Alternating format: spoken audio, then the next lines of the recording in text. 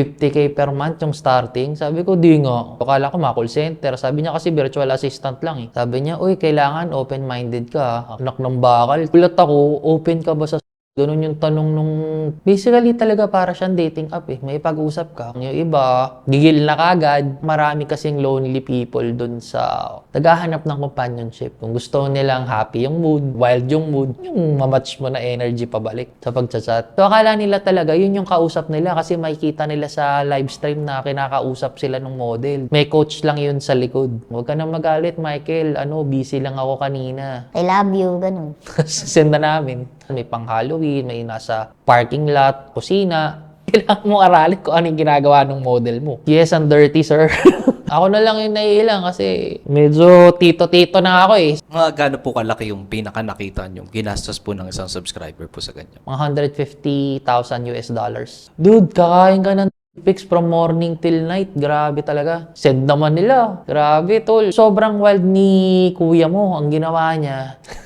Yun yung pinaka-wild na kumakalimutan yun. Shout out po sa'yo. Kilala ko sino ka. Yung iba, ito nila pinapahiya sila. Siyempre, lalaki, nung una, okay lang. Enjoy na enjoy. Pero eventually, pag tumagal, tagal na lang ganitong trabaho eh. Since time pa ni Jesus, andito na tong ganitong kalakaran eh. So, Ang paghahanap ng aming mga guest at pagbabahagi ng kanilang kwento ay nangangailangan ng maraming oras. Pero sa tulong nyo, makakadiscover kami ng mga iba't iba pang mga istorya ng ordinaryong Pilipino. Para sa mas magandang community experience, pwede kayo makipag-usap at magtanong ng kahit ano sa aming mga naging guests at manatiling anonymous sa Discord. I-click nyo lamang ang join button para maging isang exclusive member. Maraming salamat!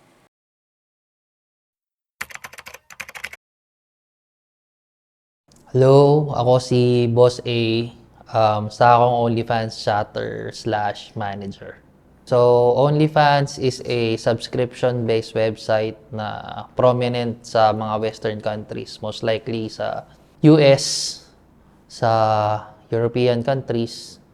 Doon, not necessarily naghahanap yung tao ng companionship, but doon ka pwede maggawa or maging content creator, tapos pwede kang magbenta ng kung ano-ano online.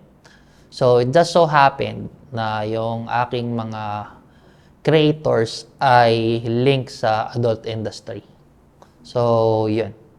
Paano po kayo napasok sa ganyan, sir? Pwede niyo po ba kwentuhan lang po? Okay, so wala akong idea. Naglalaro lang ako ng League of Legends noon eh. Kasi very sad to say, meron ako isang business na ginagawa nun, tapos naglugi, nagsasarado. Habang nag-iisip ako ng bagong gagawin, may kaibigan ako, so nagduduo kami, inaasar ko siya na, wag ka nang ba't hindi ka na naglalaro, hindi ako makapagpa-level. Tapos sabi niya sa akin, kasi may trabaho na akong nakuha, work from home. Naasar-asar ko pa nga siya nun eh. Uy, tumigil ka dyan, ako magpapasahod sa'yo, maglaro lang tayo, naasar-asar ko lang. Sabi niya, boss, maganda yung offer eh. 50K per month yung starting. Sabi ko, di nga. Sige, di yun. Na-influensya na ako. Sabi, sige nga, pasok mo nga ako dyan. Kala ko lang kasi, biro-biro lang. Tapos nagulat na lang ako. Sabi niya, before interview, akala ko call center. Sabi niya kasi virtual assistant lang eh. Inisip ko, English skills lang naman yun. Sabi ko, baka naman makalusot. Medyo marunong naman tayo mag-English. Before the interview, nagulat ako na, ano pala, sabi niya, uy, kailangan open-minded ka. Akala ko networking ang gagawin. Anak ng bakal. Tapos, nagulat ako, open ka ba sa... Ganun yung tanong nung tao sa akin. Tapos yun, binigyan ako ng video nung pinapasukan ko. I'm very thankful for them. Yun yung una kong company or agency na napasukan sa silang malaking European firm. Grabe, malaki yun. Mga 100 models each or yung roster nila. Pagpasok ko doon, nag-send ng tutorial ng video kung ano yung ginagawa. Kasi hindi pala siya ganun kadali. Parang may storytelling ka pa, paano ka may pag-build ng relationship, paano ka magbebenta, paano ka paano mo sila kakausapin. Then, next, para kang may mock chat, so yun yung parang final exam mo na naipagbakbakan ka na dun sa pwedeng bakbakin sa subscriber or dun sa nagtitrain pa lang pala muna sa'yo kasi mag-chat pa lang. Then, nakapasok na ako dun. Awa ng Diyos, nakapasa. Basically, talaga para siyang dating app eh. May pag-usap ka. Kasi pag pumasok sa'yo yung subscriber dun, interesado na siya sa'yo. Kasi Pwede kasing free yung subscription, pero kadalasan ng ginahawakan ko na model is not free. Kumbaga bayad na. So, andun, may pag-usap lang. Yung iba, medyo, ano ba, gigil na kagad, gustong may bimbangan na kagad sa'yo kung ano man yung gusto niyang gawin.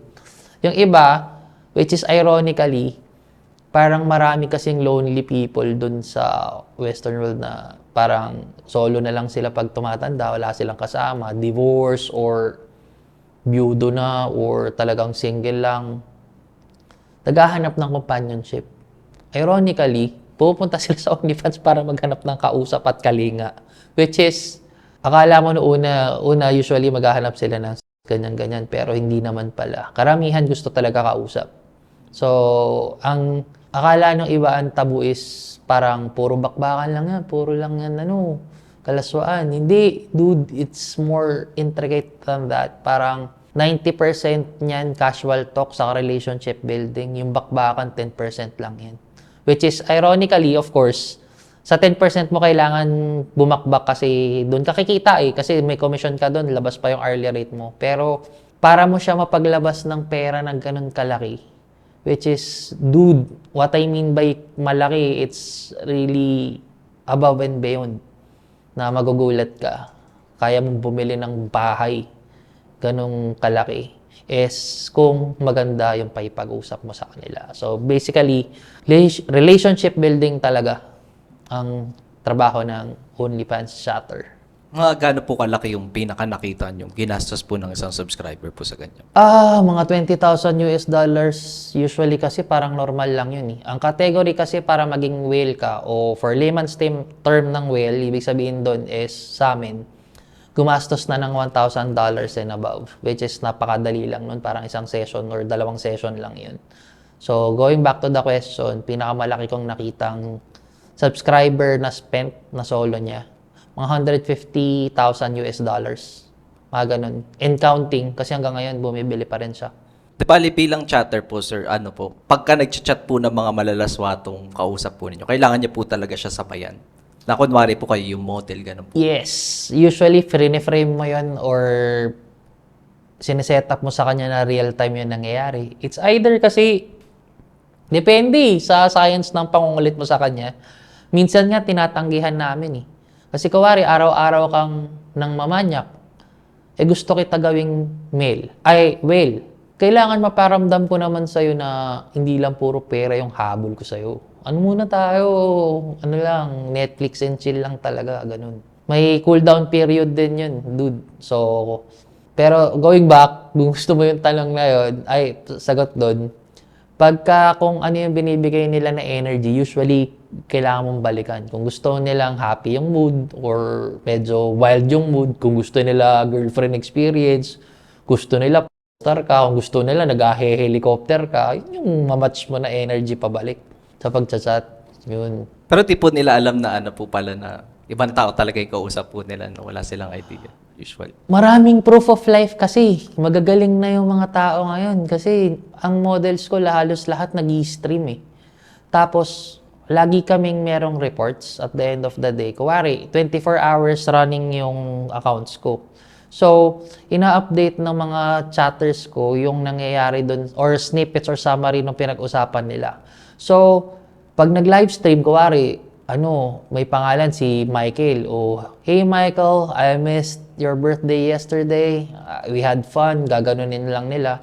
So, akala nila talaga, yun yung kausap nila kasi makikita nila sa live stream na kinakausap sila ng model, di ba? Tapos alam yung nangyari. Pero may coach lang yun sa likod.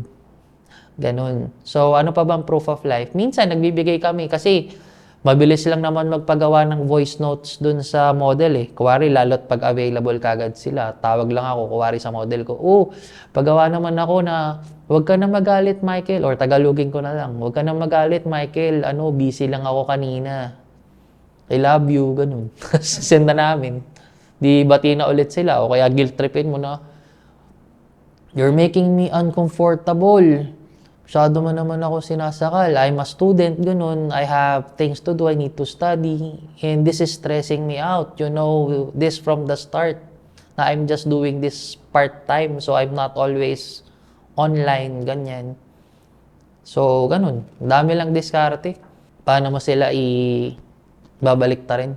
Di ba ilang models po lahat yung hinahandle po ninyo ngayon? Doon sa current ko ngayon na agency, or yeah, parang walo. Walo ngayon yung current models ko. Pero yung last or yung first ko na pinasukan, actually marami na pala akong pinasukan, pero yung pinakamalaki ko na pasukan, nasa 100 plus yung models. Talaga. So, all size, race, ethnicity, talaga, andun na. Di ba bilang chatter po, nakikita nyo rin po ba yung sinesend nilang mga videos, mga pictures? Yes, kasi categorized yung inaayos na yung pre-recorded videos minsan sa Vault. So, as a chatter, diskarte mo kung paano ka magbebenta. So, there are different scenarios doon sa sets. Minsan may pang Halloween, may nasa parking lot, kung ganun sila ka-wild. Minsan nasa kusina. Or syempre, depende sa araw. Kuwari, yung kausap mo umaga, hindi dapat yung umaga na set yung gagamitin mo.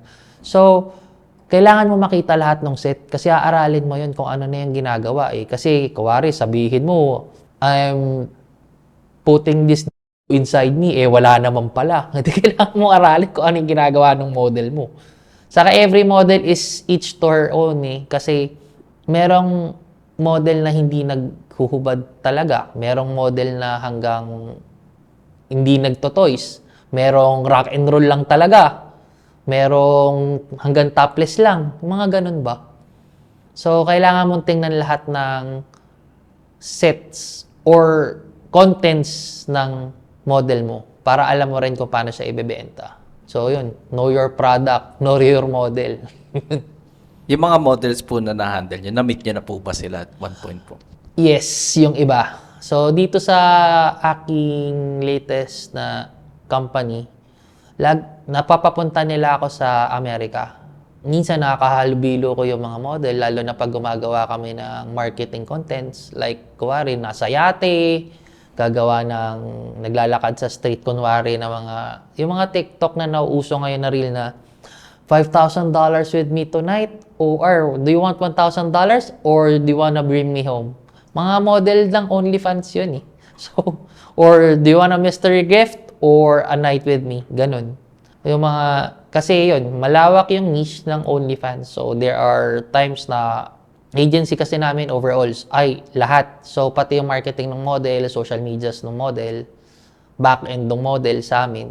Kaya, generating traffic sa amin din. So, yun, nakikita ko yung lahat ng facets ng companies. May na-witness na po ba kayo, sir, na ano yung Pinibidyan talaga yung, alam nyo na. Yes, ang dirty, sir. Dirty talaga siya. Yes, meron naman na. Pero it's like a professional setting talaga. So, parang nasa studio minsan, ganyan. Nakaano na rin yung cut. Pero, karamihan kasi, hindi sa studio, kanya-kanyang bahay. Nagkikita-kita lang kami pagka may events ng marketing. Kasi hassle din sa mga model eh. Kawari, pupunta akong Amerika, iwahiwalay din naman yan eh. So, ang contents ng mga model namin, in their own space, usually. Pero kung nakita na. Kasi minsan may nagko-collab eh. Tapos minsan dito na lang sa place ng isa, ganyan. Nakaka-banding-banding din namin. Kamusta naman po sila kausap yung mga models po? Cool. Ako na lang yung naiilang kasi medyo tito-tito na ako eh. So, yung mga kasama ko, mga Gen Z. Nagulat ako, kausap ko lang na sa balcony, kunwari, nung penthouse doon sa boss ko. Kwekwentuhan lang ng normal, inom-inom ng konti sila. Magugulat ako, mamaya, nakatupis na lang, oh, wait, I have a shoot. Tapos, kita na yung ako na lang yung naiilang. O siguro dahil cultural difference na lang. May nakikita ka ng mga sumisilip-silip. Bumabalik ako doon sa opisina. Doon lang ako. Pero yun yung mga instances na yun. Happy days. Balik ko po dun sa mga chats po, no? Okay. Yung mga ano po ba, yung mga nakakausap niyo po doon, may mga time po ba na nagsisend din sila ng mga pictures or videos na sarili nila? Madami. Dude, kakain ka ng pics from morning till night. Grabe talaga. Saka, as a chatter, mas gusto rin namin na nagaganon sila. Kasi it means interactive sila, di ba? So, mas malaki yung chance na nakapag-connect ka sa makapagbenta ka. Pero, Yan. Parang normal sa kanila na hinihingi pa namin kasi syempre parang part of the excitement din. I wanna see you. Ganun. Send naman nila. Grabe, tol. Tapos, ang pinaka-wild ko na video na natanggap, nakadate pa yon ng previous chatter. Kasi 24 hours tumatakbo yung account eh. So, yung previous chatter, sinet up niya na magde-date sila ng subscriber ng ganitong araw. So, sobrang wild ni kuya mo. Ang ginawa niya, may toy shop, tapos nagprint ng mukha ng model, linagay doon sa mukha. Tapos, sinisibak niya talaga siya. Oh. Grabe. Kami, parang bakbakan kami from, ang laki nung kinito doon eh. Pero basically, lahat ng part ng bahay niya, saka lahat ng position, ginawa namin ng kulit. So, yan. Isipin mo yun, dude. Yung picture ng model nasa doll. Tapos yun. Yung talaga, yun. Yun yung pinaka-wild na video, di ko makakalimutan yun. Grabe. Shoutout kay, di ko na pwede sabihin. Shoutout po sa'yo, kilala ko sino ka. Grabe ka. Yun. Mga ano po, sir, mga strange requests, strange experiences, may mga kwento pa po ba kayo? I'm not sure if this is strange. Yung iba, dinedegrade. Gusto nila pinapahiya sila. So, they're asking na yun, murahin mo or degrade mo, wala kang kwenta, you're worthless, I'm your queen, those kind of things na don't you dare look me straight in the eyes, ganun. So, ganun, baliktad. So, buong araw po talaga, marami po talaga kayo nakaka-chat overall po. Depende pa rin sa traffic ng model eh. Kasi the bigger the model, of course, mas maraming kausap. So, it's very relative. Depende dun sa laki ng model na hawak mo. Magkano po yung typically yung kinikita ng mga model po dyan? The lowest I've seen is like $10,000 per month na gross. Yun yung normal ko na pinakamaliit na nahawakan. Tapos, pinakamalaki sa mga 450,000 per month USD. Pero average siguro ng mga healthy na model na mga 25,000 USD per month. Yung average na na-generate namin, 20 to 25, ganyan. Yung mga models naman po dyan, tumatagal naman po sila sa work na ganyan? Or Average timeline nila is 1 month. 1 year. Kasi pagkatapos nila kumita ng pera, usually umaalis na. Or pag hindi nag-work, o feeling nila kulang pa, hindi na nagmamaterialize, bounce na rin sila. Pero usual, mga 1 year siguro. Masasabi niyo po bang lahat ng mga model na sumasali po dyan nagiging successful at nakakapag-ipon talaga o pili lang? Lamang ka pagka may OnlyFans chatter ka eh. Kasi 24/7 tumatakbo eh. May nagmamanage sa'yo ng 24/7. Everything is calculated. So, yung growth mo exponential eh. So, I can confidently say na pag hinawakan ng isang magaling na agency, it's feasible. Kung hindi man sila yumaman, they'll be comfortable na, alam mo yun, average na kita na maganda sa US. Magmi-median sila. Kasi may states ata, if I'm not mistaken, parang $40,000 lang annually yung kita. So, yung average nila. So, $40,000 to $55,000 per year. Kayang abutin yun ng OnlyFans model eh. So, kung 10,000 ka, di 120 pa rin yun. Kung 1 year, di mas malaki ka pa din sa average na manggagawa dun ng times 2. Sa ano po? Sa inyo po, yung sahod po ninyo, enough naman po ba yung kinikita nyo dyan? Sadly, I can say pag nandito ka sa Pilipinas, you can live comfortably. But if you see the big picture, sa sobrang laki ng kinikita nila, of course, karapatan nila yun, sila yung nagninegosyo. But yeah, it's easy to get 6-figure salary here sa Philippines, which is normal naman sa mga virtual assistants siguro. Tapos malaki rin yung starting kasi nila. Parang easily double or 2.5x ng starting ng call center. Tapos purely work from home ka. Gano'n po karami Pilipino yung nagtatrabaho sa ganyan po? Sa mga agencies na napasukan ko, majority Filipino eh. So, ang pinakamalaki kong napasukan nga na agency, sa 300 kaming Pilipino na chatter. So, yun na yung roster nun. Most likely 300 plus yung chatters, mga 90% doon Pilipino. Yung iba, actually, hindi ganun karami nalalaman ko ng mga ganito yung trabaho eh, nakakahalubilo. Siguro dahil nasa ganito akong field na, pero pag lumalabas ako na normal, nagugulat sila pag nalalaman nila yung trabaho ko eh. So, siguro hindi pa ganun kalala. Stressful po ba yan, yung trabaho na ganyan po? stressful kung wala kang benta kasi at the end of the day, it's still a sales account. So, kung masaya ka sa ginagawa mo, basically kung outgoing ka na person at masaya, gusto mo lang may pag-usap, may pagdaldalan, saka may common sense ka, goods lang siya. Kasi, I firmly believe kung magaling ka may pag-usap, yung dadaldalin mo lang, patatawanin mo, mamaya pagbibigyan at pagbibigyan ka. So, yun, stressful siya pag hindi siya para sa'yo. Kung galit ka sa sales or di ka magaling sa sales, di ka mahilig, kung introvert ka, medyo mahirapan ka. Pero pag bubbly yung personality mo, makulit ka, street smarts, usually mga street smarts na makulit, yun yung mga nag-excel. Mas nahihirapan yung mga yung bookish, yung gano'n. Yun. Hindi talaga siya kailangan ng intellect, kailangan mo siya, EQ talaga yung kailangan mo dito. Ano po yung masasabi nyo, parang best part sa work na ganyan po? Ay, travel. Travel, saka kahit papano financial freedom.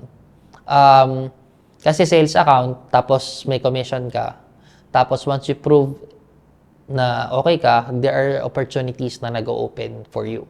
So, I've been to several countries na as well, tapos napupunta nga ako na US.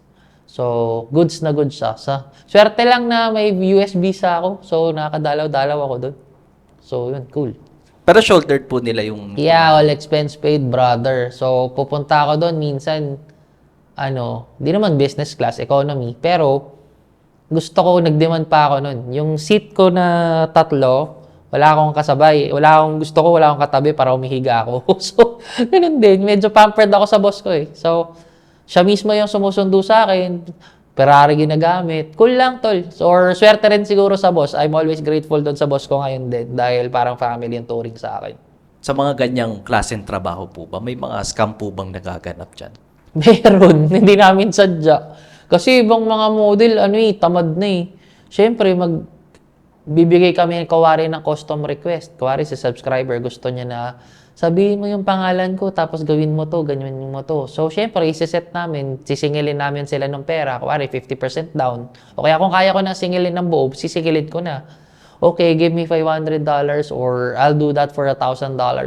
Then, give me a few days and I'll make it for you. Kawari, senaryo na gusto niyang galing siya sa prison na, para kang gumagawa rin ng movie na, pare, prison yung gusto kong niche na Officer Brian, ganyan. Tapos, hindi pala kaya biglaan ni model, biglang tinamad. Wala na, di na gagawin ng model. Di na istapan niya yung kawawa yung subscriber. Ganun. Yun yung parang scam na yun. Pero yung OnlyFans kasi na niche, legal naman siya dun. So, goods lang. Mga gano'n na po yung katagal nagtatrabaho po dyan? Based on panahon, almost 2 years. Mga 2 years na. So far po, nag-enjoy naman po kayo sa work niyo na...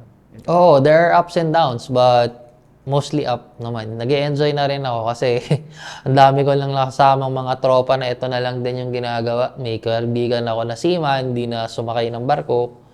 May barkada akong tambay, grabe, trainer na dun sa dati kong pinagtatrabahuan, lakas na rin kumita. Ang natatakot pa ako kasi akala nila scam lang to nung una kasi 'di ba parang tol mag-resign ka na dito ka na lang gaganunin ko kasi lugi ka diyan kasi work from home ka tapos ang bigay sa ng call center ganito lang dito ka na lang sa akin mag-work from home kasi dati ayun pala kaya pala marami ako napasok kasi recruitment manager ako doon sa dati kong tinatrabahuan so kailangan ko talaga magpasok ng ahente syempre papasok yung mga kaibigan mo. Yun, yung iba nagkakaskas pa ng credit card para lang bumili ng sariling laptop tapos cargo ko pa. Pero mataas yung pressure pero cool naman. Masaya yun. Dami ko natutulungan. Ito po pala sir, pagka nakikita niyo po yung mga videos and pics nung mga model po, ano pong nararamdaman niyo pag gano'n? Siyempre, lalaki, nung una, okay lang. Enjoy na enjoy ka. Lalo pag chikas-chikas talaga. Pero eventually, pag tumagal, makikita mo sila, paninda talaga. Ang sa akin, kuwari, titingin ako ng bagong model, ipo-forward ko na kagad yung igpisa hanggang dulo kung ano yung ginawa niya. Pinapass forward ko na lang, tapos karamihan, blurred ko na binibenta kasi kabisado ko na yung content. So, yun. Kumbaga parang nananawa din po kayo. Oo, siguro dahil tito-tito na nga din ako, may edad-edad na. Pero yung mga kaibigan ko mga bata, ang kukulit eh. Enjoy talaga sila eh. Yun. Kasi yun, syempre, isipin mo, 18 to 19 years old na mga stunner sa US na mga chikas talaga. Tapos, you're seeing everything. Ayun, slice of heaven. So, Di bali, alam po ba ng family po ninyo na ganyan po yung work po ninyo? oo, honest din kasi talaga ako sa kanila eh. Pero merong ibang, syempre, tumataas yung kilay kasi syempre, ano ba yan? Yung magulang ko din pala, nung nalaman, medyo, bakit ganyan ginagawa mo? Ba mamaya, ano yan, scam or moral dilemma. Sa akin lang, basta wala akong tinatapakang ibang tao, tapos legal naman ginagawa ko, di ako nang lalamang sa kanila, goods lang ako. Bottom line, nagbibenta lang naman ako, sa gusto rin naman. May 100% consent naman yung model eh. So, and alam naman ng subscriber yung pinasok niya kasi once you get into that site, meron yung terms and agreements, di ba? So, alam mo yung pinasok mo. Saka hindi naman namin sila hold up eh, sila mismo nagbibigay.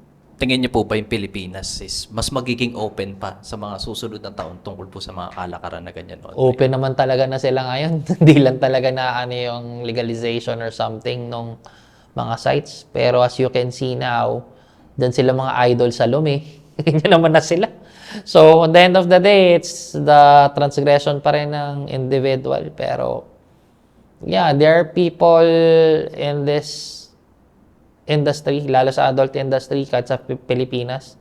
So, ang tagal na lang ganitong trabaho eh. Since time pa ni Jesus, andito na tong ganitong kalakaran eh. So, I don't see it vanishing anytime soon. Kahit dito sa Pilipinas. It's not like hindi lang sa Pilipinas, the whole world. So, whatever happens, na-digitalize lang siguro yung yung palitan. Pero yung adult industry would be here pa rin, sure. Kayo po, sir, nakikita niyo po ba yung sarili niyo na nagtatrabaho pa rin po dyan sa mga coming years po? Honestly, if the price is right. If the price is right. On track, dun sa idol ko, ang nagpasok kasi sa akin, operations manager dun sa previous ko na company, nakikita ko yung sahod niya. Para na rin ako nagninegosyo. So, as long as okay lang, goods lang ako. Ganda pa rin yung bigayan eh. It's very responsible of me to turn it back down, ganun. Or siyempre, kailangan pa rin ng pera eh. Pero nagbabalak po kayo na mag-start ulit ng business, ganun.